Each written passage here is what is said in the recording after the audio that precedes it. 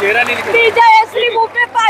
भूपेंद्र पाटील काही प्रश्न विचारते हे वाढवण बंद झाला तर बाहेरच्या बोटी येतील आमच्या कोली लोकांच्या पोटावर पायल आम्ही काय खाणार राहणार कुठे तुम्ही पुनर्वसन देणार बोलता तुम्ही नेऊन कुठे पण टाकणार आम्ही लहानपणापासून ज्या घरात वाढलो ज्या घरात पोरं शिकली तुम्ही जंगलात टाकतील उद्या कुठे पण टाकतील आम्ही जाणार कुठे बाहेरच्या बोटी येतील आणि आमच्या पोटावर पाय येईल आम्ही लहानपणापासून जिथे वाढलो खेळलो आम्ही कुठे राहणार आणि तुम्ही एवढं कष्टाने घर बांधलं एवढा पैसा खर्च केला तुम्ही कुठलं पण घर देणार जंगलात टाकणार मग आम्ही का कुठे पण जाऊन राहणार हे तुमची दादागिरी चालणार नाही बाहेर कंटेनर आले आम्ही चिरू तुमचे कंटेनर पुरे घेऊन कापू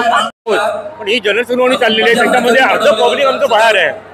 बाकी पब्लिक जे मध्ये आहे त्यांना ऐकून देत नाही की बाहेरच्या पब्लिक लावून ऐकून कसं जाणार या जनसुनावणी काय अर्थ आहे त्यांना तर मध्ये घ्या तुम्ही विधान मंडपामध्ये घ्या विधान वार्ताहर लोक तरी आमच्या ऐकतील एवढं आम्ही समजतो आणि हायलाईट करतोय आम्ही शेतकरी आहेत आमच्या शेताची वाट लागणार आहे आमचे धंदे चालणार आहेत जाणार आहे आम्ही त्या एरियामध्येच करतो आम्ही दोष होणार आहोत ते व्हायला नको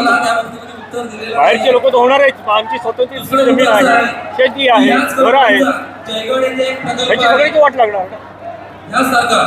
आजची ही जी जिंदाल बंदराची जनसुनावणी आहे ती जनसुनावणी बेकायदेशीर म्हणता येईल कारण जनसुनावणीसाठी जो आवश्यक असणारा अहवाल पर्यावरण विषयक जो अहवाल आहे तो अहवाल चुकीचा त्रुटीपूर्ण असल्याने त्या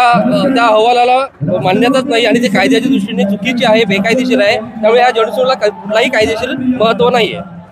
या बंदराला विरोध काय स्थानिकांचा आणि मच्छीमारांचा? बंदराचा विरोध असा आहे की मुख्यतः या बंदराची गरजच नाहीये आणि हे बंदर आल्याने जे स्थानिक मच्छीमार आहेत शेतकरी आहेत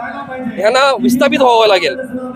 सरकार कितीही म्हणत असलं किंवा कंपनी कितीही म्हणत असलं की विस्थापित केलं जाणार नाही पण ही खोटी गोष्ट आहे विस्थापित हे व्हावंच लागणार आहे। जवळपासची 15 गावं आम्हाला बाजूला जावं लागेल आणि आम्ही आमचं गाव का म्हणून सोडावं आणि कोणासाठी जिंदाल कंपनीसाठी तर अजिबात नाही कारण जिंदाल कंपनीने आजपर्यंत एकाही स्थानिक